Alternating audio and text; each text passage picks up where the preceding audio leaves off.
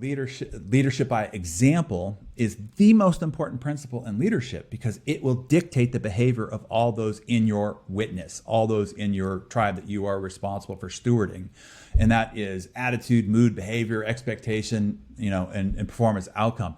The reality is this, Cody, people don't lack capacity. The human potential is enormous. They only lack a leader. And that's why it's the most important and most violated, because it requires the leader being the most positive, the most service oriented, the most consistent.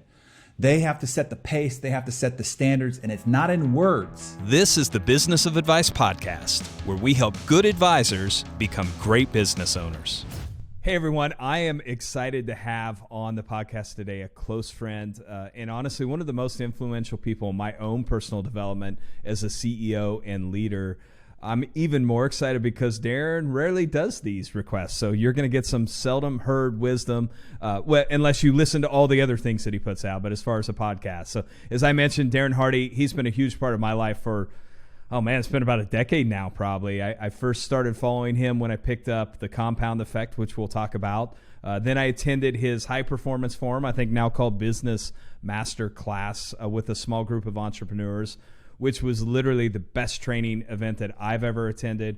We've probably had, 70, 80 advisors now that have gone through that. It's really like a master's course in leadership and culture and marketing, sales over 3 days. So Darren, a little background, was longtime publisher of Success Magazine, where he got the opportunity to interview a who's who of leaders and CEOs, but has gone on to create some of the best training and tools for business leaders that you'll ever find.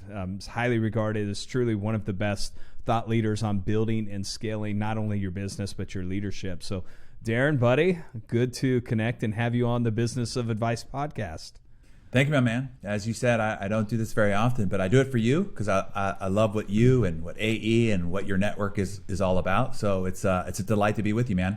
Yeah, well, I'm excited for you to add value. I think one of the reasons I started doing this podcast, you and I talked about it years ago doing it, and I've delayed because it is a lot of work. A lot of work goes into this, but just one of the things one of our advisors said is like, man, you get the chance and the opportunity to meet and talk to and spend some time around some incredible people. Be a great way to leverage that. So we've been together now. I think it has been almost 10 years since I first met you. So, but maybe we kick off there. I think I've told you this story, but you used to do a blog a long time ago, and then I picked up your book, The Compound Effect, and you just had so much great content. And to this day, that book is still the book I either recommend or gift out the most. But let's just start there for people who maybe don't know you. Can you explain the theory behind the compound effect and how it applies to building and scaling a business?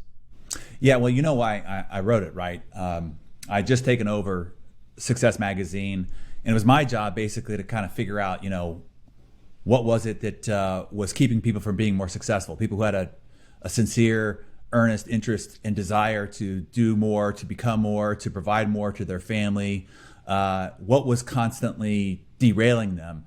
And when I looked around at our culture and our society, I just got pissed, really. Why people like your own team members, why the clients to your advisors, why are they constantly bombarded and distracted? What is it that's keeping them from being able to realize their great ambitions? And I found that there's kind of like two evil enemies in our culture that is constantly distracting people. And one is just it's marketing gimmickry, right? It's the magic bullet, the secret formula, or the quick fix to success. We're constantly being bombarded with ever increasingly sensational messages about how to get rich, how to get fit, how to get sexy, all overnight with very little effort for only 3 easy payments of $39.95. And these marketing gimmickry messages are constantly derailing people off the path of what it really takes to be successful. And then the second one is the sensational news media. Nothing but tragedy porn that's constantly pouring into our family rooms, into our offices, into our airports, and into our cars, and into our news feeds and so forth, where these purveyors of what's horrid in the world. They're looking for the worst, the most scandalous, the heinous, the murderous, the most awful things that are happening in the world. And then they're bombarding us with it morning, noon, and night in order to try to grab our attention so that they could sell their Geico or Crest toothpaste commercial, right? Yep. Meanwhile, in this world, millions of wonderful, miraculous, and amazing things are happening in the same 24/7, 365. But we never hear about it because it doesn't scare us into attention, which is where the if it bleeds, it leads principle comes in. And the problem is what we see and feed our mind shapes our perspectives of ourselves, of the world, of what's possible. It informs our expectation. And then that drives our creative engine based on what it is that we have been feeding ourselves, right? Garbage in, garbage out, and so goes our life. I remember interviewing Mario Andretti, the world famous race car driver, and I asked them, I said, what is the number one tip that you would give anybody if they want to become a world-class race car driver? And Mario said very flatly, don't look at the wall. And I'm like, really? That's the best tip you could give me to becoming a world-class race car driver? He says, oh, it's a very important tip. He says, where you point your eyes is the direction that your car will go. And if you look at the wall, your car will end up in the wall. And I said, wow, that's a really important tip. And that's true of our lives. Where you point your attention is the direction your life will go. And if you point it towards all the tragedy porn that we're constantly being purveyed to try to scare us into attention so they can monetize your attention, that's the direction your life's going to go. And so it is one of the great evil empires of our society. And so the truth about success, the core fundamentals, I wrote the book to return us back to that baseline, right? Why is it that talented, smart, hardworking people are still failing? Why are members of your team having a hard time keeping themselves on track? And so the compound effect is the operating system. It's the software under you, right? Under your choices, under your behavior, under your habits, that if you change those choices and that acted on by behavior and then held over time habits, held over a consistent period of time, the transformation of your results are staggering. But the key question is how? How do you do that with all this bombardment of input and the environmental distractions that we're constantly bombarded with? And that's what the tools are provided for inside the compound effect. And then we put in a integration training program, a 6-week training program called Jumpstart, how to integrate them practically into your daily, weekly, monthly methods of operations so that you can really apply them to your unique life and lifestyle. And what's funny, Cody, I wrote that book over 10 years ago, but we're going through this summer reset challenge right now where we're reading the book together or listening to the book together with an entire community of people. And we've have over 17,000 people now that are reading the book together. So obviously I'm compelled to re-listen to it myself. We're on chapter 3 today, in fact. And so I just finished chapter 2 yesterday and I'm listening to them. I'm like, man, this is good. I don't even remember, this is so good. This is it. This is all it takes. These are the core fundamental principles. If people would just try to weed out the rest of the crap and just get back to the baseline of this, anybody can create any result in their life if they just follow these core principles. So you know what I want to do? Anybody that's listening to your podcast, I want to give them the audiobook for free. Like I said, I don't do this very often. I really respect you and your organization, and I want to try to help accelerate the reach of this podcast as well. So I just want to give the book. I think it's like $39 if you go and buy it, but I just want to give it to anybody that listens. Wow. I guess let's do this. I'll set this up later. I don't have it set up right now. DarrenHardy.com/Cody. Okay. Yep. DarrenHardy.com/Cody. And then I'll provide a way that anybody who listens to this or anybody that you give this out to will get the audiobook for free. Because I just think people just need to hear it. They need to be reminded because we're so bombarded with distractions in our world today that this is a return back to the truth. And anybody in any circumstance right now can start changing their trajectory of their life right now. And it's not as difficult as it is as we're sold by commercial gimmickry on a day-over-day basis. So, well, first, thank you. I appreciate that. So if people listen, they got value already, and I would highly encourage everyone to take advantage of that offer. We'll link it in the show notes too. It's you said a couple things there that I just want to highlight, and it goes back to one of the things I've seen over the last 15 years as we work with advisors, and you see, one of the things that's predictable if they come here as their business grows and scales. But when they're just a new advisor just joined us, and it goes back to that marketing gimmickry. They're like, there's got to be some single thing, right? And I'm like, no, it's like if you ask any of our, and I get the chance to interview them all the time, right? And I also get to see where they start and where they're at now, not just where they're at now, which a lot of people don't have that perspective. But I'm like, it's like a couple hundred little things that they've just done consistently well that compound on each other and leads to this point. So I think the best, that's what they realize. It's not any one single big thing. It's just a lot of little things done extremely well over time. Yeah, I mean, here's the thing.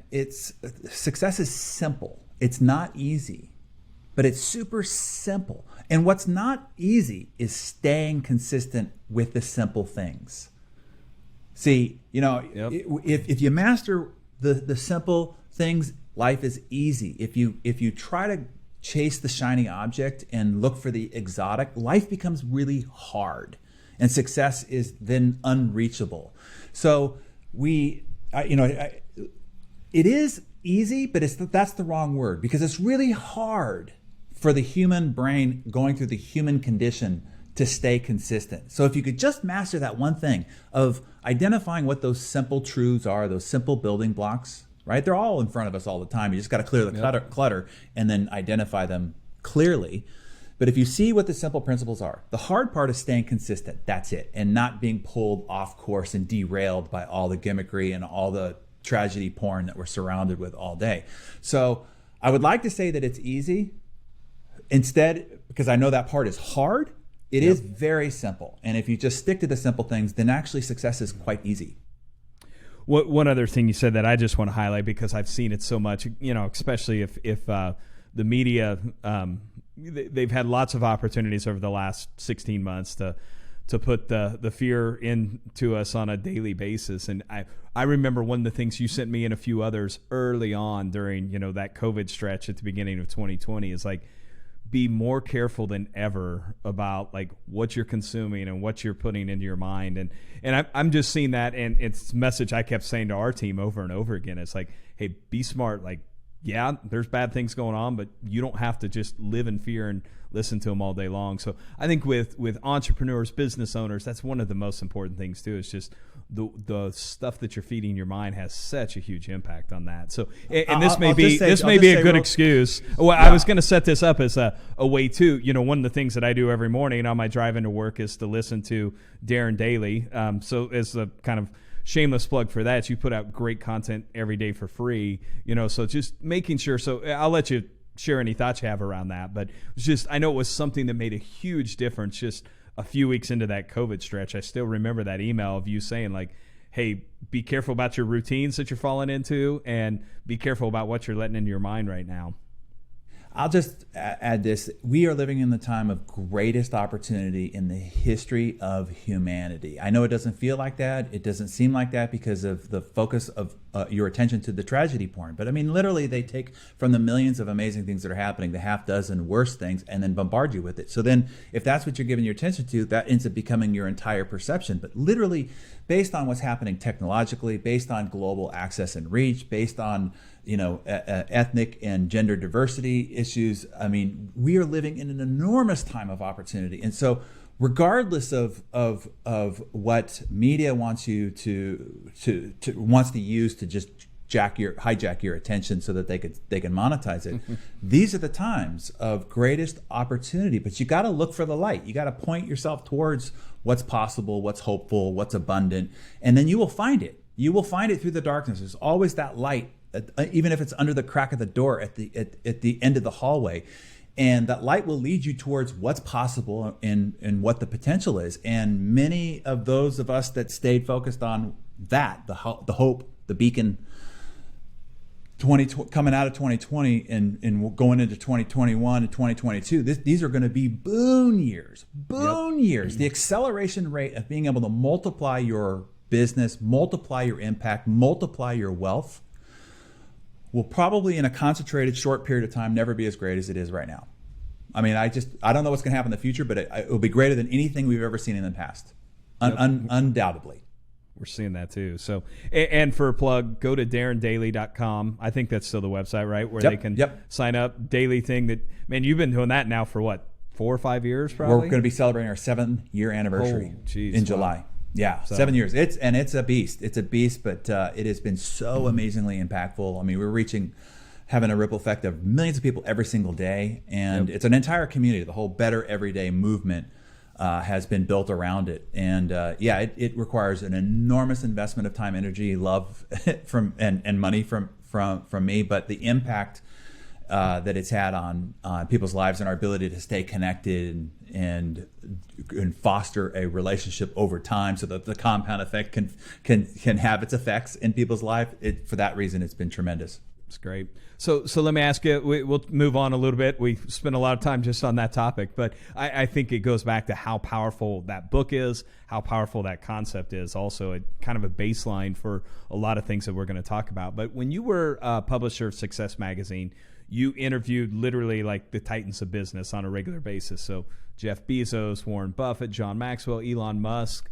As you think back on all of the interviews you did and the leaders that you met, is there one that stands out? And if so, was there something that you learned from them that really made them shine? Yeah, so many impacted me in so many different ways. It's kind of like a diamond cut with 100 different facets. Each one of those contacts and inputs cut me in some unique way that kind of makes up the whole diamond of my experience and collected wisdom. And something that I would say to people who are fascinated by others that they see on TV or on the covers of magazines or on Olympic platforms or on the Forbes 400 list or on stages in front of tens of thousands, the bottom line is that they're just people. They put their pant leg on one at a time. All they have done is they have focused their capacity. They have focused their life force on one thing. They have grown to be excellent at one thing, not necessarily everything. And in some cases, the rest of their life is not all that admirable. But this one thing they became world class at, and as a result of it, they've impacted, or as Steve would say, dent the universe or advanced human progress in some exceptional way. And they're not necessarily smarter or more talented or wiser even, or gifted, or even good looking, or went to better schools, or had better upbringing. None of that. And many of them, you'd be surprised, are not even very charismatic. Some of them are not even charming. A lot of them are not even that articulate. But they did the work on their craft, and they got excellent at one thing. They prioritized and they focused their attention on that one thing. And they built, in that process, they built great confidence and courage. I will say confidence and courage is one of the distinguishing factors about these people who went on to go and do bold, audacious, and world event changing things. And many of them also knew that they were in the right place at the right time. Some people call that getting lucky, but what they saw was that they were in the right place at the right time, and they doubled down. Right? They took advantage of that luck when it struck. We're all lucky. If you live in a first world, economy, and you live at this time in history, we're all freaking lucky. But it's what you do when luck comes your way. Do you double down and take advantage? And so all of them are great. Of course, I'm big fans of Musk and Bezos and Jobs and Branson and Welch and the like. But my fave, and I'll tell you why. Okay, I think this is a worthy reflection for everybody to take with them long past this interview. My favorite all time was Louis Zamperini. And when I interviewed him, he was 94 years old. And this was a guy that just had a fire in his eyes. Like his life force penetrated through his eyes. I don't know if you ever met and sat in front of somebody like that. It's like sitting in front of Jack Welch. And I met Jack Welch when he was 80 plus, and he just still had that burning furnace raging through his eyes. Well, Louis was an Olympic distance runner. He competed in the 1936 Olympic Games. That was the one which Hitler presided over. And after watching Zamperini's final lap of 56 seconds, Hitler insisted on meeting Zamperini, and Zamperini stole, one of their flags. Anyway, Louis was a bombarder in the Pacific Theater during World War II. And on one of his search missions, his Green Hornet bomber experienced mechanical failure, crashed into the Pacific, killing 11 men on board. Louis and 2 others survived, and they were then lost at sea for 47 days. In order to survive, they had to catch an albatross, a bird, on their boat and then rip its liver out to eat it. They had to catch a shark and eat its heart as well, if you can believe that. And they were capsized by the storm and all sorts of crazy things. And they're captured by the Japanese Navy. And Louis, being considered great propaganda as a former American Olympic athlete, they did everything they could to try to get him to speak against the United States. They brutally beat him. They tortured him to try to get him to speak against the United States, including beating him repeatedly with a belt buckle. Face, arms, just brutalized. But Louis would not be broken. He would not speak against the United States all the way through the end of the war in August of 1945. And so Laura Hillebrand's book called Unbroken, she's the one that wrote Seabiscuit as well, and then Angelina Jolie did a movie that are both titled Unbroken. And just like my experience meeting Louis, just like reading Man's Search for Meaning, which details Viktor Frankl's experience living in Nazi concentration camps, you get to see just how strong and resilient the human spirit is. It reminds us that the minor strife that we deal with in our modern lives are nothing by comparison to what we can endure. And so during our interview, it was the final question that I asked Louis that I think about to this day almost every single day. And his answer was like a headbutt to the chest. Never will I ever whine, complain, or moan about anything again. And so here's what I asked Louis. I said, what advice would you give somebody from this generation if for whatever reason or whatever circumstance they're facing, they're feeling like giving up? And he said, with a fierce stare that could burrow a hole right through your soul, he said, if they feel like giving up, then they don't have any respect for themselves. My theory is if you want to overcome anything, you got to be fully committed to it. Be hardy, he said, and then overcome it. And the more you overcome adversity, the more and more hardy you will become. As far as self-respect, I don't see how anybody can back off from a challenge. Take the challenge, win or lose, and you'll learn by it, and you'll expand by it, and you'll become more hardy because of it. And again, I don't know whether it's his repeating of the word hardy, but it was just one of those, I never complained about anything since. I just thought about what he was able to endure and still not be broken. I felt like I could pretty much handle anything from that point forward. That's an awesome story, Darren. I remember reading that book, Unbroken, and just thinking like, it's pretty amazing that a human being can endure all the things. You didn't even tell, I don't think, all the story or all the things that he went through, but yeah, it's just a pretty incredible, amazing story. And my view on that is like, if one can, we all can, right? It is just, if you could just level up to that mentality, we all have that endurable human spirit if we just push ourselves to that place. So that's the reason why, to me, it was so inspiring. That's cool.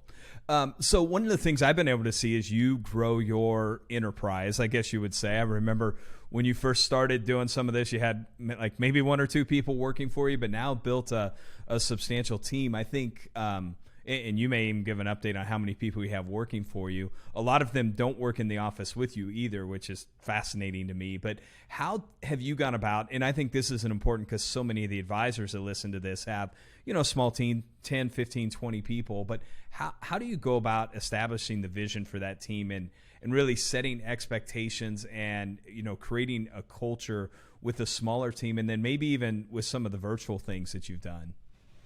Yeah, I mean, the size of the organization is not a factor, except for one difference, and that is knowing that your culture, if it's large, has microclimates in it. So you have micro cultures inside a larger culture. You could establish a mission, a core value and behavior standards at large, but inside the little fiefdoms, it's just like the United States is one general nation, but then you've got all these microcultures. That is New Jersey, that is Miami, that is Austin, that is Seattle, and they're all different in and of themselves, although yet they all share some sort of a similarity as American citizens. That's happening in a large culture of an organization as well as that you might have an overall ethos, but then you're going to have these microclimates.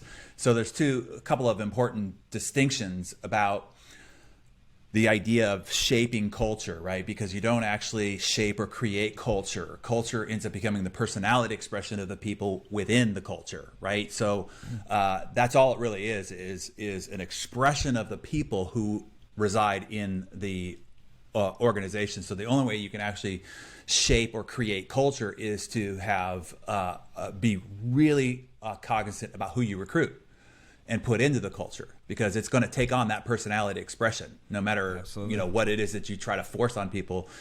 You'll be trying to force square pegs into round holes.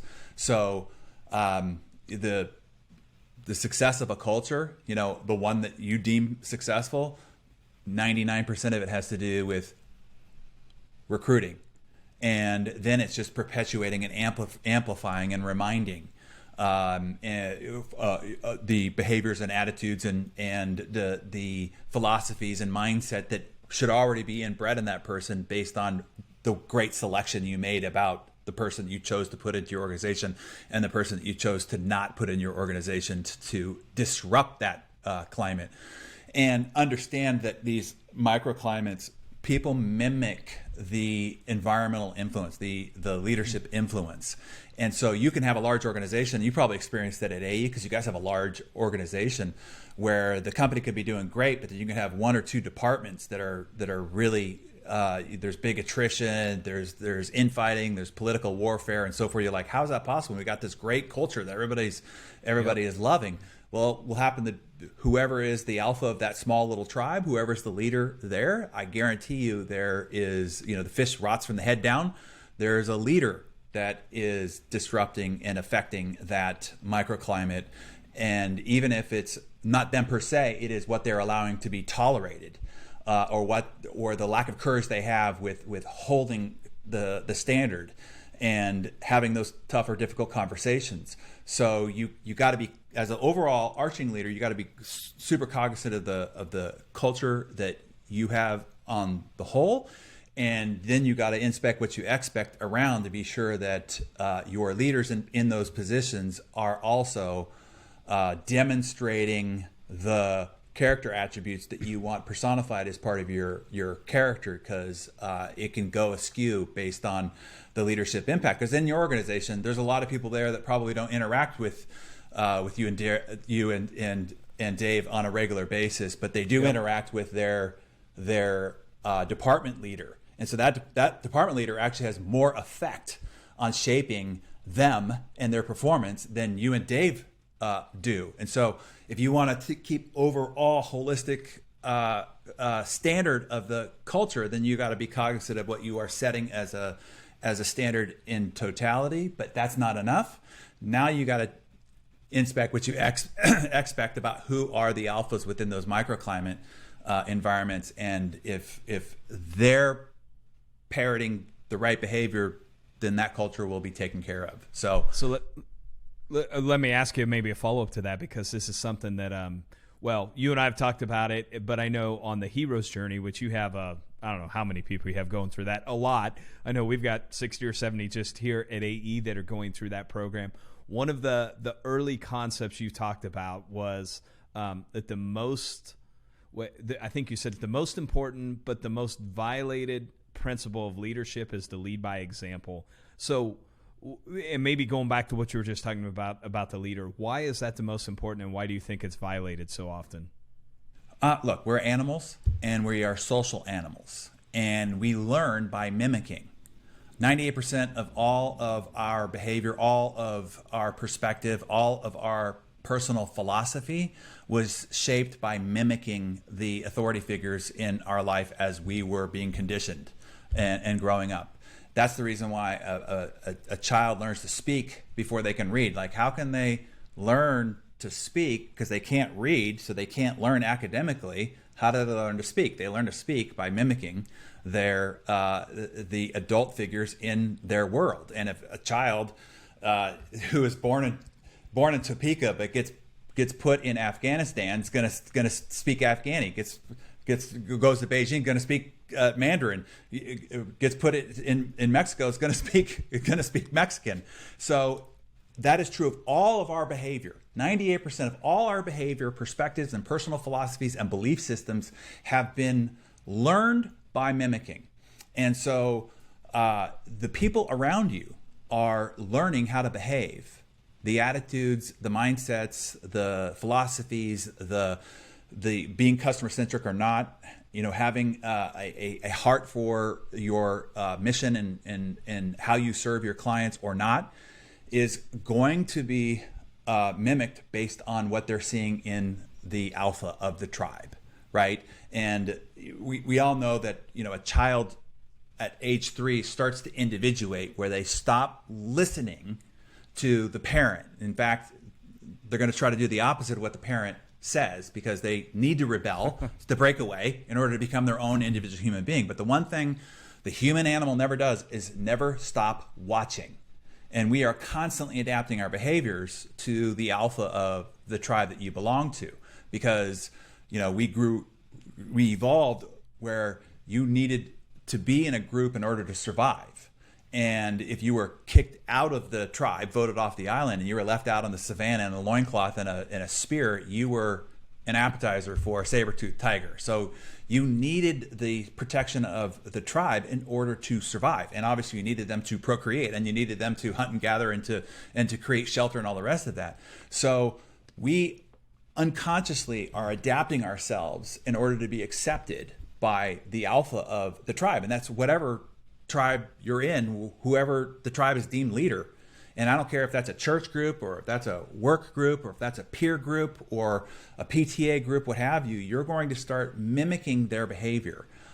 So that means that if you want to change the behavior, you want to change the attitude, you want to change the performance standard of the people in your organization, it starts with you.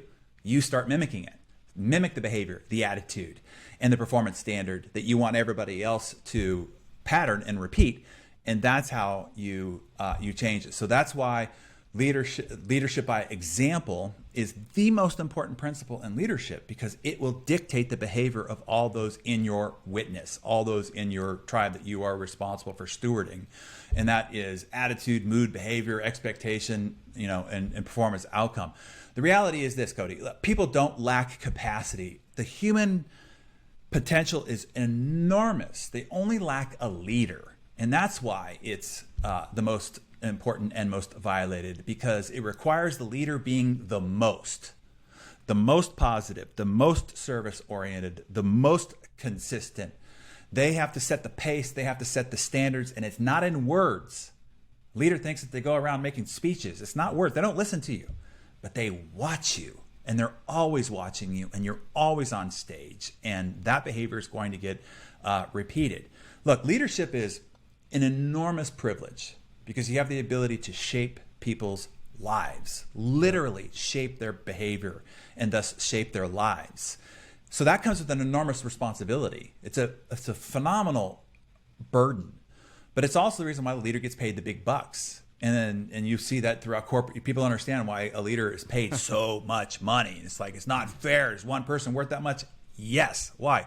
Because they're literally dictating the repeated behavior through maybe thousands, maybe tens of thousands of people. And leadership also comes with the biggest reward, and that is soulful fulfillment, knowing that you have made that indelible difference in somebody's life. So yeah, it's an incredible place to be, a way to spend your life. You want to build a legacy. You want to be a shapeshifter for the world, at least the world around you. Step into leadership. Well, what I've seen even as our company's grown is in so many people, you have to grow to keep up with that, right? You can't be the same leader yesterday that you were, 5 years ago, because as the company grows, it becomes more and more important. There's more responsibility on that. So even if it's just to demonstrate a growth commitment and a growth mindset, even if it's just, I want everybody else to be growing. So the only way that I can get them to grow is to have them watch me growing. Yep. Have them watch me committing to growth and getting advice and hiring mentors and going through training, because they will notice, they will watch, and that will end up becoming part of their behavior pattern as well.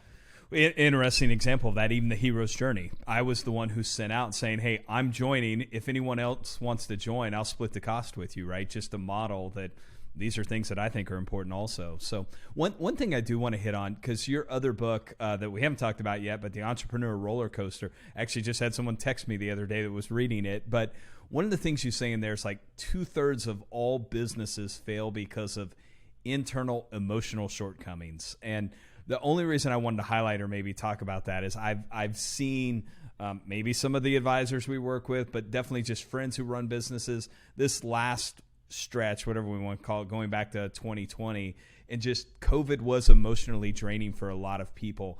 How do they kind of regroup from that, and why is the emotional side of it so important? Yeah, coming off of the COVID thing, I just got to say straight, Cody, people just need to get a grip, gain some perspective, right? It's like the reason why I cited Man's Search for Meaning or the story about Louis Zamperini. I mean, come on. That's what we're capable of, right? Yeah. What we've gone through is nothing by comparison. We're not in a swamp in Vietnam with a gun and bullets flying by our head. We're not in a foxhole, in Normandy. We're not on a bread line during the Depression. I mean, buck the muck up. It's like the first person on their feet, the first person to get off the block is going to win. The whole New York Times article about people, there's this new thing called languishing. We're languishing, you soft piece of shit, right? I mean, we're too soft on ourselves. Everybody just needs to get more grit. Or as Louis said, we need to be more hardier than ever, right? I mean, to offer some empathy. I know that everybody's reality is real for them. I know that. I appreciate that. I know that humans need and feed on conflict and discontent.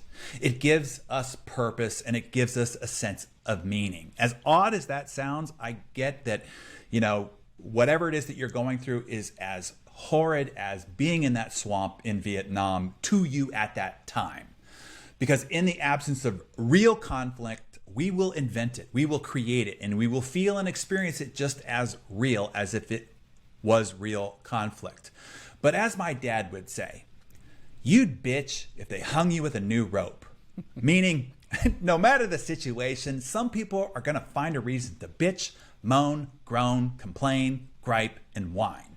And you know the adage, money and power don't corrupt. They only make you more of who you are. So if you're generous, you're going to become more generous if you get a lot of money. If you're an a-hole, now you're able to afford to be a giant a-hole. And a crisis just stress tests your character.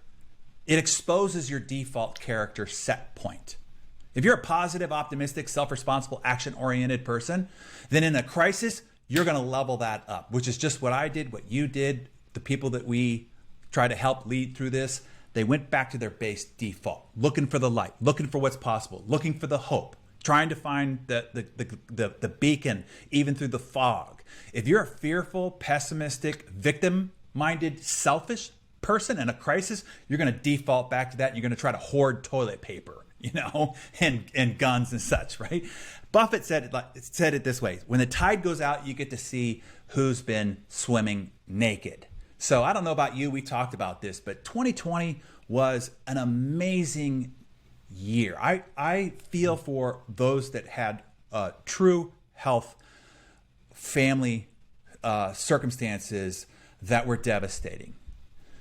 It was also a time when you saw the emergence of those who had a base default of looking for what's possible, to step in, to help, to be that beacon for their tribe, for their family, for their community, for their office. You saw that, as Jim Rohn would say, time either promotes you or exposes you. And a crisis just speeds it up.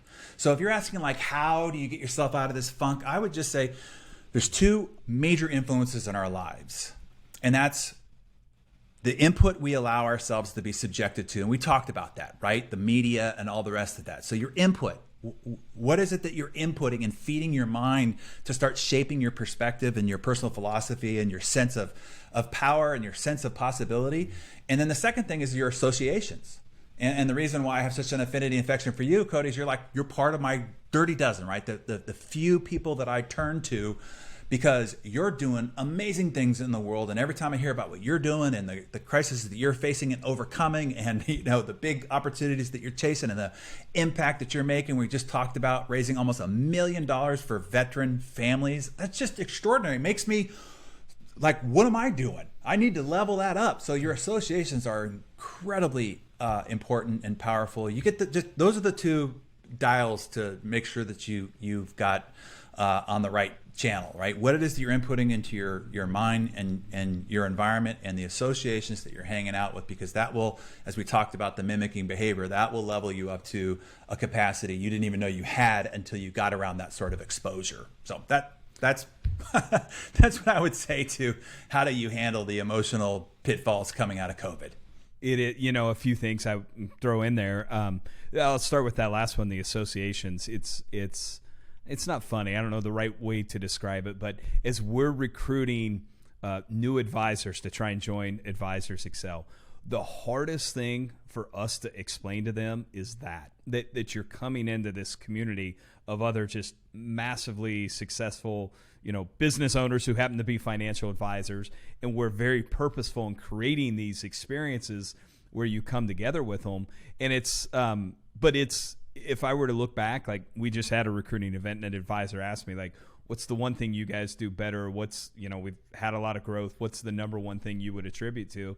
I said, like, just coming together once a quarter and being with all these uber successful advisors and learning from them. It's hard to put it in a tangible, like I can't show you a new fancy website and say it was that in this lead gen thing, but it really is that. The associations are so important, and I think it's why we ended up seeing so many advisors have record years last year, because after those first few weeks when everyone wasn't sure what was going to happen, all of a sudden it's like, well, we better figure it out, and might as well figure it out together and share what's working for us. So that was a big one.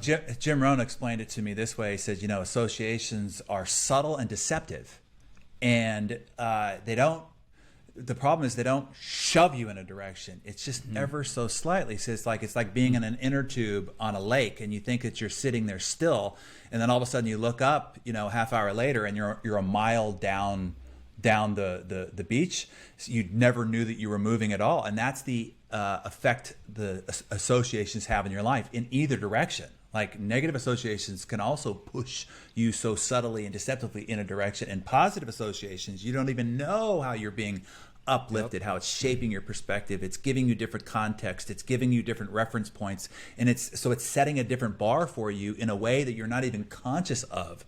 So subtle and deceptive is the powerful influence. And I think I've quoted many times before that David McClellan, who studied human performance at Harvard University for 25 years, said the number one factor for significant success comes down to your reference point, meaning your associations. The number one out of everything he's ever studied in 25 years at Harvard is your reference point. And so it's powerful, but it's subtle. Like you said, it's hard to point to, but it is unbelievably influencing.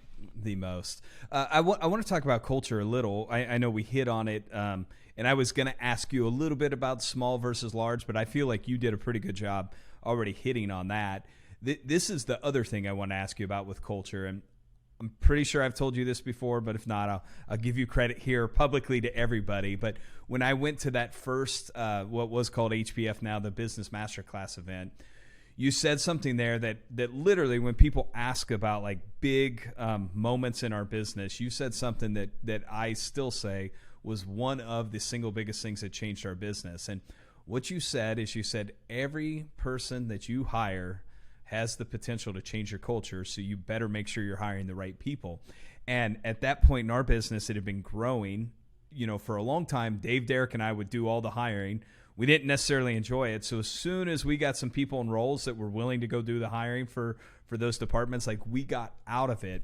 And coming in, I don't know if I've told you this fully, but coming into that event, I remember like week or two before, Derek and I were having lunch, and he goes, "Man, I look around and I feel like we've hired some people that I probably wouldn't have hired." And then I go to this event and you make that comment, and I came back from that and I said, "Hey, maybe we should get more involved in this process back in." And so we completely revamped our hiring process. We now have this like 5-step process that meet with different people, different times, and one of us as owners always did that final final interview now. So can you maybe just talk about that concept and walk through the hiring process and why it is so important, because it's had a huge impact on our business and I know a lot of other people as well. Yeah, one of the things I love about you, Cody, is that you do hear an idea and then you go and execute it, and then you execute it at a level that was beyond even the original teaching, which is the reason why if people go to the business masterclass, it almost looks like a giant victory lap for Cody and Dave and Advisors Excel, because I use a lot of your examples to say, all right, here's the idea, here it is. In a case study example personified to the nth degree. So yep. I do appreciate that. I mean, it's the greatest reward struggling to kind of put these ideas together is then you pass them, put them in front of people, and and many you're like are amused. They're intellectually entertained and amused, but then they don't do anything with it. I love the doers, the action takers, the appliers, and you, Dave, and many of the clients of yours as a result of your example are also those that I cherish the most, because you went out there and set the world on fire with these ideas. Just to give you definition of culture, right? Culture is that underlying operating code. It's an organization's essence. It's its ethos. It's its character. It's its personal philosophy. So if you want to set a standard so that you know that you're hiring the right people, you're promoting the right people, you're recognizing the right people for the right things, it's super simple. It just comes down to getting clear about two things. Number one is what are your three core values. And it's not putting crap up on a wall. I mean, like, these are really how you make decisions. This is what you do and don't do based on these core values. Like, these are the reasons why you exist. This is your purpose. These are aspects of your mission, like what you're out in the world to do, need to be reflected in these three core values. And they need to be recited by everybody at any time, at any hallway conversation, because they're ever present in the actual mindset of what happens inside that office on a day-to-day basis or inside that organization.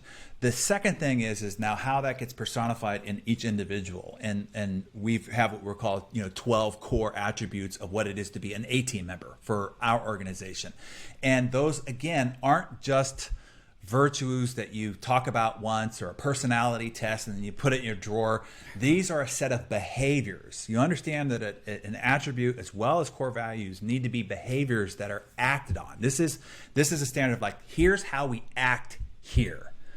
And those become even more important the bigger the organization goes. This is how you keep a larger organization on the same hymnal. You got to know what is inside that hymnal, and it is these three core values and these 12 core attributes. And so every quarterly review we do, it is based on how you're living up to those core attributes.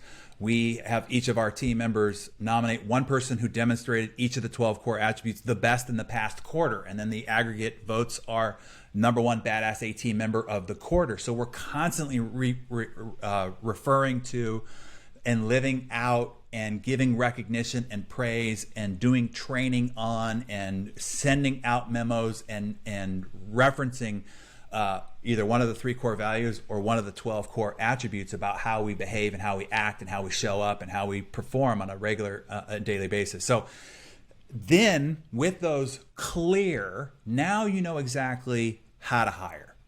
You know who you're looking for. It's like, if those that have read The Compound Effect know, when I was ready to be married, I sat down with an empty journal and I wrote out 40 pages of exactly what I wanted in the ideal woman, man, down to the texture of her hair and the philosophy that she had on major topics and subject matters and so forth. And because I was so clear, I could walk in any restaurant, I could walk in any bar, I could walk in down any beach and know instantly whether she was there or not. But you have to have that clarity. Same thing you want when you're hiring. You should be able to look across the desk and know within a few minutes whether this person is or isn't right for your organization, because you have that clarity. So you got to do the hard work up front, and then hiring becomes rather easy. We teach an entire funnel process, because a big part of getting really, really great people is to get a large volume in which to select from. and then knowing exactly how to vet and evaluate so that you then end up with the cream of the crop. And then there's a whole series of ways of trying to discover whether they're a decoy, whether they're a professional interviewer or not. So that's a whole long process. Then we give you the step-by-step formula within the business masterclass and all the scripts and all how to orchestrate the whole thing. But it starts out with the clarity up front of knowing exactly what it is that you're looking for and what personality expression you want to have your organization be made up of. And you do that by establishing and getting clear on and integrating it into the operating system of your organization, your 3 core values and 12 core attributes. That's good. The thing I love about doing this is I'm doing it so other people get exposed to some of the great ideas that you have, but I've already written down like 3 things. Like I love that idea of we'll probably do it by department, having them vote each month on who, lived these out, identified these the most. And that was good. So I can show you some of the stuff we do on that too, the ways that we do that. And it's great. That's cool.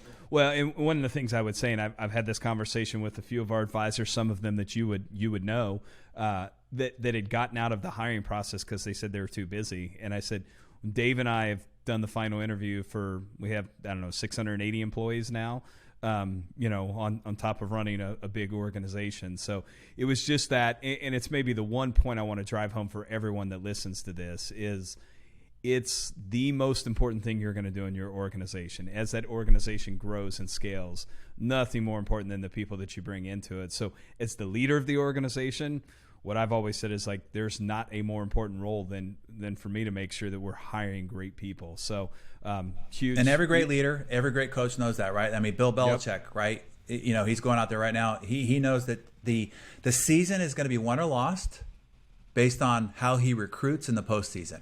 Yep. And that's true of every other professional sport. It is, Jack Welch said it to me in an interview. He says the game is won or lost before the kickoff, before the gun goes off, before the first pitch, based on the field, the players that you fielded. And then it's just a matter of them executing on being well prepared and trained. So, but it starts with recruiting. You recruit the right players and then you prepare them and make sure that they're conditioned. And then the game is won or lost before it starts. And so that's true of business organizations as well.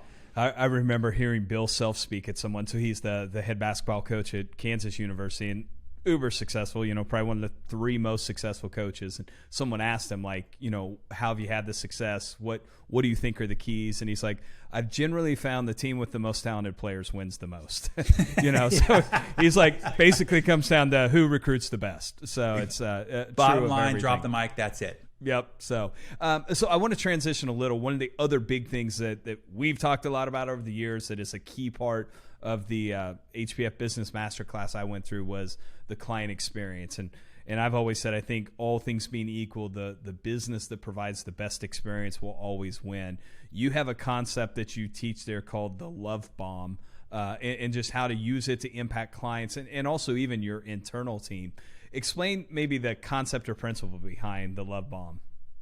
Okay, it goes back to the fact that we are social animals and we lived in tribes for protection. And if you were shunned from the tribe, then it was certain death. So acceptance and belonging equals safety and survival. It's baked deep into our nervous system and DNA. And many people know the feeling of isolation and the longing to be accepted. You see it around our culture in just exaggerated ways all the time. So I don't need to point those out to you. But and a lot of people who join cults, let's say on an extreme basis, sure, they buy into the group before they buy into the ideology, right? They buy the people first. And that will be true inside your organization as well. So love bombing means that when somebody first enters into your organization, and this could be as joining your team or could also be joining as a client, love bombing means you give them intense interaction in the beginning. Praise, compliments, love, and support. And you make them feel special and individual in a way unlikely they've ever felt before. And that's celebrating the very things that make you both feel different from everybody else. And just know from the team standpoint, you might be able to recruit because of your compensation, right? They might come for the pay, but they'll stay for the relationships. And that's true inside your business organization as well. They might come for your financial advice and services, but they won't come back unless they've developed relationships with your team. So they will buy what you've got, but they won't come back or they won't stay unless they end up fostering a relationship with the people. So if you're operating a business, the people that you recruit, again, and their ability to foster relationships, that's going to determine the viability, sustainability, the repeatability of client, the retention of client in a way that is indescribable financially. So it goes back to how important it is that you hire the right people for the right reasons, for the right attributes, for how your business operates, and what kind of relationships need to be fostered on the back end. And this is not just you with your client. This is their relationship with your team. I know I got many people on my personal team that the only reason why they continue to stay with our organization is because they've fallen in love with the relationships of all the rest of the team. Yeah, they like me, or let's say tolerate me, but really they love the other members of the team. And I know that I've got plenty of people in our business, plenty of alumni who've been to our HPF, and the reason why they keep coming back isn't just because they love or like me or even love or like my curriculum and content, because they have developed relationships with my team, and as a result of that relationship is what keeps them coming back and keep advocating on our behalf and keeps us ever present in their mind and in their heart and in their life. So that love bombing concept is when they first enter, making them feel special, accepted, because it's so ingrained as a need. It's one of our most essential human core needs, is to belong, to be accepted, to be seen, to be made to feel heard and important. And when you apply that concept, you envelop them early, you own them forever emotionally. So that would be the reason for that concept. So yeah, that's the early on part. One maybe follow up to that, because this is another conversation that takes place a lot, and it's something we're always dealing with in our business, but it's like friction points. So now that you have them, they feel really, really special. How, what we talk about all the time is, how do we make sure it's easy to do business with us, and how do we remove the things that are frustrating? We've still got to get better at that. But is there a good process you've seen an entrepreneur, a financial advisor, business owner, a good process you've seen them be able to go through to try and identify and remove friction points? Because that, I think, helps elongate the relationship. I bet you see this all the time, Cody, and have to struggle with this mentality all the time. But there's lots of time and money that's spent on advertising and too little on conversion and optimization, right? Yep. And then the repeat and referrals. And so here's the deal. Let me just put it bluntly. Amateurs only attend to the front end of the funnel. That's traffic, leads, and new sales. And it's the professionals that address the entire contact funnel. So I'll just give you like a real funnel example, then we'll translate it into physical client acquisition. People spend a lot of money on Facebook ads or an ad, and then it goes to an opt-in page. And if it doesn't work, they go, that ad didn't work. Well, maybe it was exactly what happened on that opt-in page. And you optimize that, you might actually you plug a hole that happened, and maybe that leads to a sales event, and that leads to a shopping cart, and that leads to a one-time offer and an upsell, and to a thank you page, and to a post sale, and to a cross sell, and to an ascension sale. So the amateur just focuses on the ad and the initial lead generation. The professional looks at every step of the process and looks for optimization points, because inside each one of those is a leaky bucket. And every one of turning a dial to optimize in any one of those parts of the sequence can massively scale the ROI on the overall business enterprise. So, in a physical environment, it's ad, capture, appointment, engagement, but there are three distinct the 3D game to play in business is you have the before they're a client, you have the during they're a client, and you have their after they're a client. And there are all sorts of dials and switches within those three different dimensions that, if optimized, radically increase the business enterprise in ways that, I mean, it's incalculable. So you got to look at it holistically and stop being an amateur and just focusing on the front end, because there's all sorts of optimizations, all sorts of exponential trigger points that happen all along the way if you learn to look at it in 3D. You know, not one dimension, but look at it in 3 dimension, before, during, and after. And inside each of those, there's probably 100 different trigger points that, if optimized, can radically increase your business. I remember something you said in there triggered this memory of me from when I was early on in my career, before we started Advisors Excel. Our old boss would always say, building a business is like a house party. You're going to invite a bunch of people to the party, but a bunch of them are going to leave out the back door. So you just got to keep inviting people to the party. And I remember Dave, you know, we were young, like 23, 24, so it didn't go over well. But he goes, I don't understand why you can't just lock the back door so people don't leave. And, you know, kind of threw him. He's like, that's not how it works. Or just throw a better party so people don't want to leave. Exactly.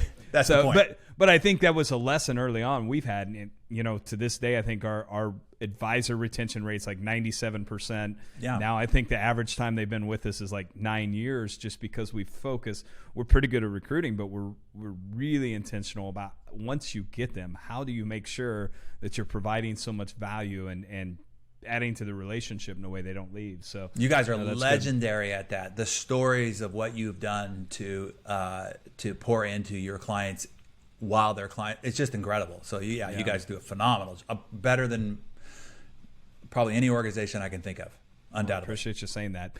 So one other thing I want to talk about is content, because that's becoming a huge topic, I think, within the advisor community. More and more advisors realizing now how important that is. You've written, you know, multiple best-selling books, put out more training content in classes than probably anybody I know, and you do your Darren Daily, to where every day you're recording a 3 to 7 minute video typically each day that is new content every day. How? And I know you spend a lot of time and energy and money on it, but any suggestions or thoughts around how to create and scale content like that? Yeah, the first answer is focus. I'm highly focused. The Darren Daily, yes, is an enormous investment of time and energy. That 3 to 7 minutes takes me 3 to 5 hours to do one 3 to 7 minute video. I know that I've got to keep people coming back every single day. Every day it's got to be poignant. Every day it's got to be great, because the drift happens quickly. So I invest heavily to make them great every day. But now what I do, here's the magic. That's the only channel I actually focus on. That's the only thing that I do. Yep. So every other channel is just redistribution. You'll notice that everything on YouTube, everything that gets put on Facebook, everything that goes on Instagram, everything that goes on LinkedIn, everything that goes anywhere else is just a redistribution, parsed and pieced. It might not be just that video. It might be parts, quotes from that, but it's all off that core content. And that's a really big deal. Like I figure there's a wheel. You got to find out what the hub is. For me, the hub is Darren Daily. Why? Because we control it. I don't want to build my audience on something that Mark Zuckerberg controls or somebody else. So we own and control that audience and that attention space right there, so we can keep it clean. We can keep it from being hijacked with goofy ass, pre-rolls and all the rest of that happens on YouTube. So it's clean and controlled, commercial free, and so forth. And then we just use the rest of the channels to redistribute. And then the whole goal on any one of those other channels is to get them off those damn channels and back to the hub. Yep. And that strategy right there, I tell you, will save people so much time, because so much time is spent in trying to be great at Facebook and trying to be great at Instagram, trying to be great at freaking TikTok, and all this dumb ass stuff in ways that people spend their time and energy. You can live on those channels, but have it be a redistribution, repackaging, a slice and dice of where you are focusing your attention. Hopefully that's in a hub of what you control.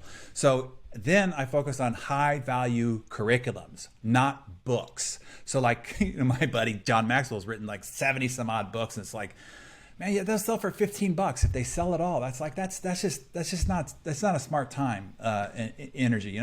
I got the compound. If I got the entrepreneurial coaster book, writing another book isn't going to change the equation. But another training program that sells for $2 or $10 or $1,000, that is, where people spend too much time on low margin stuff, right? And then getting really great at marketing them. So you take just insane productivity. The top fraction of 1% might create a program and sell $1 million of it. Like a fraction of 1% ever sells 7 figures worth of it. We've sold over $100 million of that program. Why? Well, the program's great. I will say it's world class, but there's a lot of world class programs that don't sell. We focus on it, and then we repackage and we create new ways of explaining its values to new audiences all the time. And so instead of 1 million, it's 100 million. So that's another thing of focus. Now, I never talk about revenue. It's just one of the things I don't do. But so people have some context here, we generate more revenue than most anybody in our industry.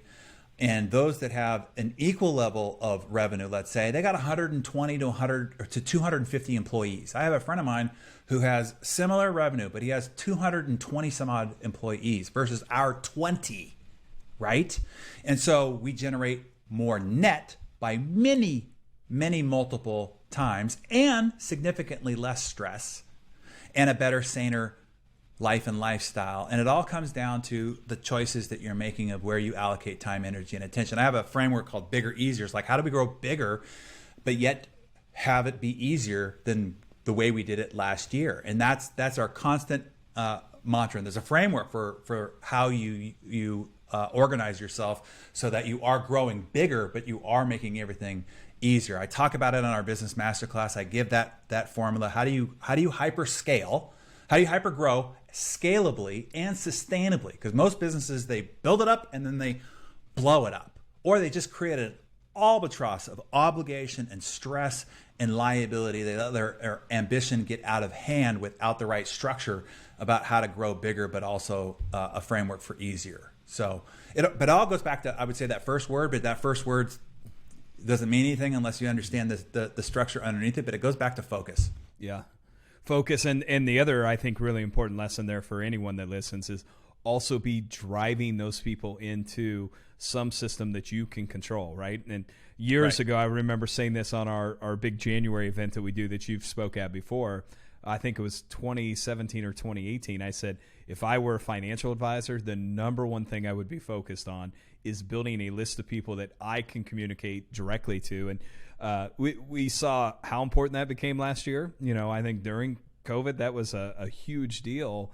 A lot of the ways that our advisors had marketed traditionally got disrupted. So, but I think one of the, I was just, as you were saying, one of those things, one of the more maybe super relevant, newsy things is you think about Donald Trump in the way that he had these huge platforms that he could communicate with people directly, didn't never take any steps to try and capture those people to where he could control that, and that was taken away. And I think he's tried or attempted a couple times to build his own system, but it's not worked. And had he been spending the last 4 years building that, probably would work a little better. And he could have used those platforms to drive them to something that he can control. That's what we do. I use Facebook and YouTube and all the rest of that to drive them back to our own database and our own platform. And so you can use it. It's like a cocktail party, but it's only going to be or a networking party, but it's only going to be as good as those that you can get out of the party back into your back to your office.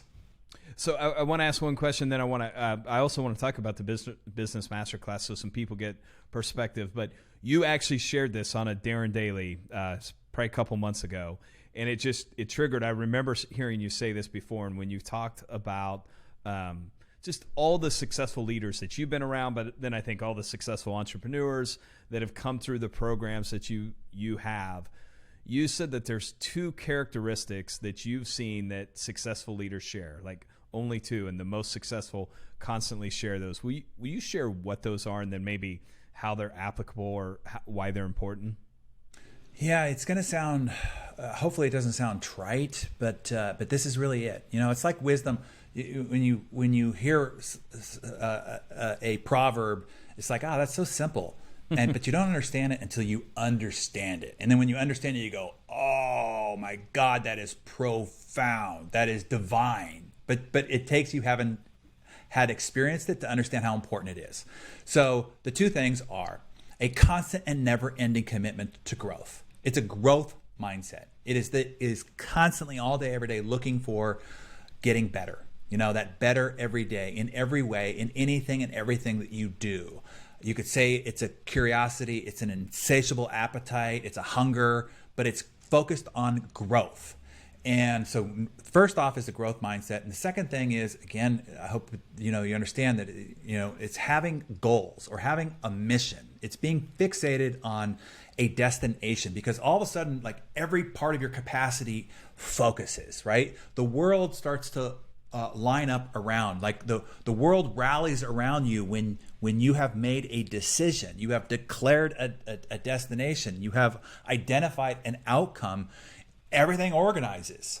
So I don't know what the mystery and the magic is with it. Just trust, because you've seen it 1,000 times in 1,000 different ways, that when you set a goal, when you identify a destination, everything else organizes around it. And people are looking for people who know where they're going, know what they're talking about, and will tell them what to do. They will follow those people, and sometimes in some crazy directions. So, but that sense of confidence, that sense of certainty, that sense of destiny is radically powerful. So it's growth and goals is really what it comes down to. And if you go like, I knew that already, but did you?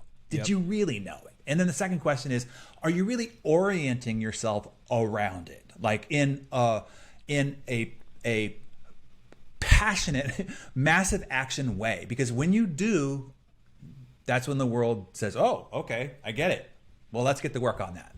Let's support that. Let's make that happen. Let's clear the path. Right? So those are the two, growth and goals. That's good. One thing I want to, in this, I'm just going to call it what it is. It's not a shameless plug. It's, to me, the best business training that I've ever been to. And when I say that, I've been through I think you call Business Masterclass now, three times. And I believe I'm still the all-time. I know everyone's always gunning for me, but I believe I've referred more people in to that class than anyone else, because I do believe in it so much. So I'm remiss anytime I tell someone, I'm like, you should go to this event. But talk about a little bit about what that is. And more importantly, I know you've made a bunch of changes now. It took this last year to really improve some of the stuff around that. So maybe just a quick. Sure. Yeah. I mean, the world is radically different today. Post pandemic environment and culture is very different than it was in early 2019. And so I've 100% revamped, updated, and supercharged the program. I've had a chance to work with hundreds of CEOs and business leaders through these challenges and see what works, what doesn't work, what we thought would work that didn't, and discover what are those core principles, what are those breakthrough strategies and ideas that work in any industry, that are principle based. They're not just tactics, but they are strategies applicable to the modern current environment. There are a lot of unbelievable opportunities in this environment that have been unearthed as a result of what's taken place as a shift in our culture and in the market dynamics. And so there's over 500 breakthrough strategies and ideas. You get the frameworks, you get the step-by-step. It makes things simple. You leave with clarity, you leave with confidence, you leave with a plan that all you got to do is connect one dot to the other.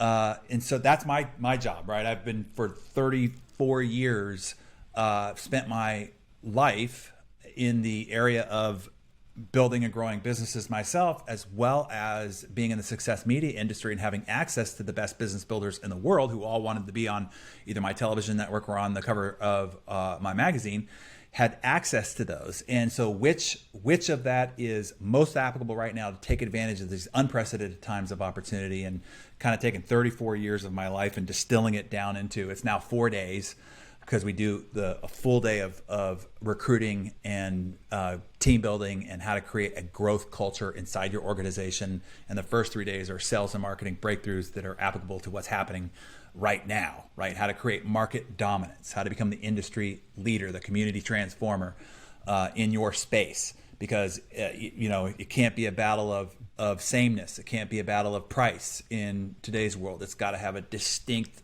you're the white knight savior to this market, this identified marketplace. And so you learn all those strategies, and you can't access what is available there anywhere else in the world. Okay, so it's an extraordinary experience, and you buy 34 years of my life basically for pennies. And it is. So I'll just plug it one more time. But part of what I would say is in preparing for us to do this podcast, I pulled out my notes from the last one. And then I looked at, coming out of that, I make a list of like ideas I wanted to come home and implement. Keep in mind, this is the third time I've been through the program, over the last, 8-9 years. And I had 52 different ideas of things. And some of them were like, oh, yeah, we kind of got away from that. We need to get back to doing that. Some of them were like, that's a really cool idea. We need to go back and execute that. So it's a great investment of people's time for sure.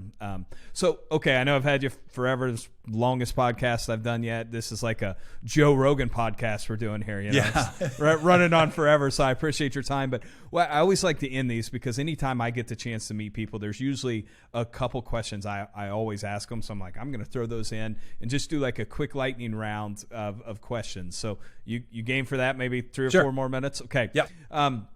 First one, I've been asking everyone this, but what lesson did you learn over this past stretch, going back to March of 2022, that you think you'll carry forward for the rest of your life or career?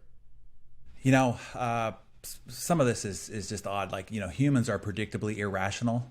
The blindness of tribalism and identity and belonging overwhelms their reason. Very few, if any, are free or individual in their own thinking. And then the justifying self that we will only do and care about what affects us individually, and the twisted mind effect that justify our selfishness. People are as strong or as weak as they have to be. Regardless of the severity of the crisis or opportunity, people will default back to their set point. And given all that, which sounds very negative, it's just I saw a stark reality of who we are as a humanity in this past year, and a lot of it I'm not proud of, but it is part of who we are as an animal species. And as Jim Rohn would say, inside each of us is both light and dark. And you got to know that any atrocity you've ever seen another human being commit, you have that capability, you have that capacity inside you. And he said, you don't shy away from it. Don't blind yourself to it. He said, your job is to drive that dark side of your nature into the smallest corner possible, and to amplify the light side of your nature as big and as brilliant as possible. Really, but it takes work. Don't be blinded to that. So I saw kind of what humanity in full display. And because of that, I also saw how easy it is to be successful. You just have to have some grit and some positive perspective. And if you do, it's ridiculously easy to be successful if you don't get lost in the mayhem of what culture and society is throwing at us from every angle.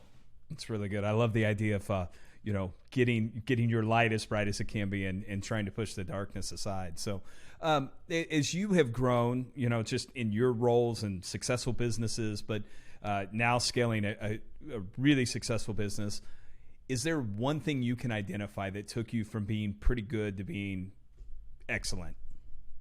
It was transitioning from being a producer to being a leader. I grew up focused on being a great producer. So great at real estate sales, great at this thing or the rest. But it's a completely different skill set to be a great leader, because now you have to learn how to draw the best out of others. I could always draw the best out of myself. I knew how to do it for me, but I realized that different people are different and they needed to be led differently. And so growing into an emotionally intelligent leader was the most important thing that I have been working on, and then learning how to grow other emotionally intelligent leaders. And that's why I designed and developed the Hero's Journey. That was the whole point and purpose. I needed a program to help me develop the emotional intelligence and the modern day leadership that I needed for the members of my own team. And what I saw out there was fragmented and old or outdated. And what it is to be a leader in the modern world is radically different than it was even 10, 20 years ago. And so that was the reason and purpose and design of the hero's journey, as well as everybody that comes to the business masterclass. They're lit on fire and they got all these ideas and strategies, but they're going to be dependent upon a team to execute them. And so how do they go back and grow leaders within their own organization in order to pull off these big ambitions and big mission objectives that they got now? And how do they grow with them? And so that's the reason why it was done over 21 modules, 5 stages, over a year development period of time, because you can't teach leadership, you can only develop it. It's like you can't teach muscle growth, you can only go to the damn gym and work it out. So it has to be done over a period of time in practice. And so that gave them a curriculum and a framework in order to grow with their team as they grow leaders, and using a third party rather than constantly being the person that has to preach at them where they stopped listening to you long ago anyway. So transitioning from a producer to an emotionally intelligent leader was the biggest difference between being good and going for great. Great answer. I mean, that's one of the things I see with our advisors when they go from being the producer to being the leader of the organization. That's when the business really scales. So third question, is there something you're doing this year that you're excited about around your own personal growth and development? Well, my life is nothing but personal growth and development, because I have to purvey it all damn day and cultivate it and write about it and develop it. So it's 24/7, 365 for me, and then having to produce a Darren Daily every day. But we're going through the hero's journey together with the community, and that has just been amazing for my own continued reinforcement and focus, and then seeing it expressed in my own team and then the rest of the community. So that actually has been a phenomenal experience. Right now we're going through, as I said, the compound effect together, and just being reminded and refreshed with that has also been. And then after that, we're going to do a jumpstart class. So that's the integration training program, the 6-week training program that happens behind that. And so I'll be doing that also with the community. So continuing to just keep engaged in these things continues to bolster myself. I always said if I could just remember everything I know, I'd be brilliant. And so it's repracticing it. You can't know something and then it's done. It's constantly repracticing it, which is the reason why you've gone to the business masterclass several times. And somebody said yesterday on the hero's journey, they said, what was fantastic about the experience is I got reinvigorated, reignited, and refreshed. So it kept me from falling back to my base level of thinking and my base level of behavior. It continues to keep pulling me past my default. And that's what a lot of these resources do, is it keeps pulling you past your default so that you keep escalating rather than remaining stagnant. Even if you know it already, just being reminded and refreshed with it brings it back to the forefront of your mind and back to the forefront of your behavior, and thus, affecting your results. I remember at the beginning of this year, 2021, I sent a text out to a group. And of course, in your direct, blunt way, I asked, like, hey, any great books, any topics around these? And you're like, Cody, you don't really need to learn more. You just need to go back and, remember the things that you already know, which was actually great advice. So what I did is I went back and said, like, what are my favorite books that I've ever read around some of these topics? I'm going to go read them again, and read The Compound Effect again, and some others like that. So, which will transition me into fourth question. It can't be your book, because I've already recommended Compound Effect, but is there one book that you've recommended the most to other entrepreneurs, leaders, business owners? I know that sounds, crazy, because my job is to distill, right? Is to curate and then distill. Like I've always admitted, I haven't had an original idea. I'm a great synthesizer. I'm somebody can go into a complex situation and then boil it down and distill it down to what's essential, and then focus on mastering and leveraging that to the most. So for an entrepreneur, the entrepreneur roller coaster is that distillation, right? It comes down to 4 key skills, and trying to take this whole complex thing of an MBA and all the rest of this down to what those 4 key skills are, and then the essential elements within those 4 key skills. So I would say, because of this question, that's why I wrote the Entrepreneur Roller Coaster book. But also remember, you can't learn jujitsu by reading a book, right? You've got to actually go out and practice it. So I would say, if I'm recommending the book, I'm going to be off the wall, but I read Sapiens. Just understand how we operate as a human species, or read Chimpanzee Politics, because you'll see personified what goes on within the human condition when you understand people, when you understand the true core human needs we all are out there trying to satisfy on a regular basis, you'll know exactly how to empower, embolden, and influence people in a way that might look confusing otherwise. But we are predictably irrational. And when you understand what those predictable factors are, then you really can become a person of significant influence. So it sounds like an off-the-wall answer, but I really do think that's the source code. When if you're a leader, you're in the people business. Yep. And so you need to know your product, and your product are people. So get to know people and how they operate and why they operate the way they operate when they don't even know why they're operating from that way, because it's built into their programming, it's built into their DNA, it's built into their nervous system. Well, when you understand those components, your ability to influence is pretty powerful. That's definitely a book I haven't got yet, but that's great advice and makes a ton of sense. Okay, final question. This can apply to any area of your life. What is the best piece of advice you've ever received?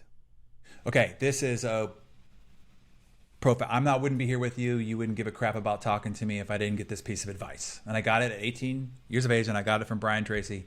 And I was sitting on the front row at a seminar. He saw me taking voracious notes, and he came off stage during a break and said, "Young man, I can see that, I get a sense you're going to do something. You're going to do something with your life." And he said, "I just asked that you do one thing for me." And I said, "Yes, sir. What's that?" And he said, "I want you to take 10 cents out of every dollar you ever make, and I want you to cut it out, and I want you to invest it in helping other people, tithing."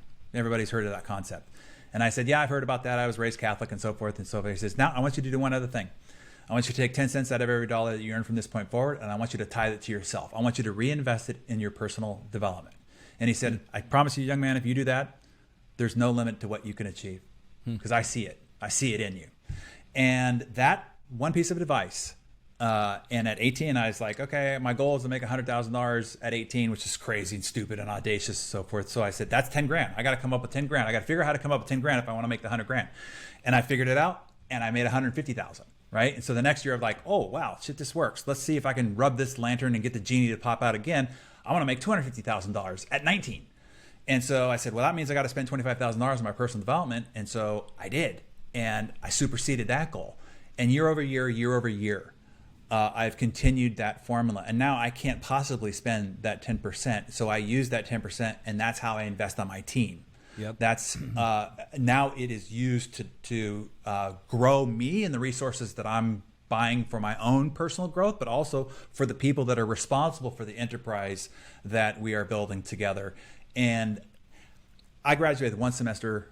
I didn't graduate from college. I have one semester of college to my credit. I grew up in a dysfunctional house. I didn't have any natural intelligence or ability. But yet, as you hear me or see me now, I might be the most personally developed person you've ever met because of that piece of advice I got at 18, investing 10% of every dollar I earn back into my personal growth and development. And that is what catapulted my trajectory, made what it is that I've been able to achieve and impact possible based on that piece of advice. That's pretty cool. I know you've probably ran across Brian. Have you ever been able to tell him that? Oh, yeah, many a time. Yeah. Many a time. He's just up the street here, and yeah, he's going to be, he's a barely living legend. Yeah. Oh, man.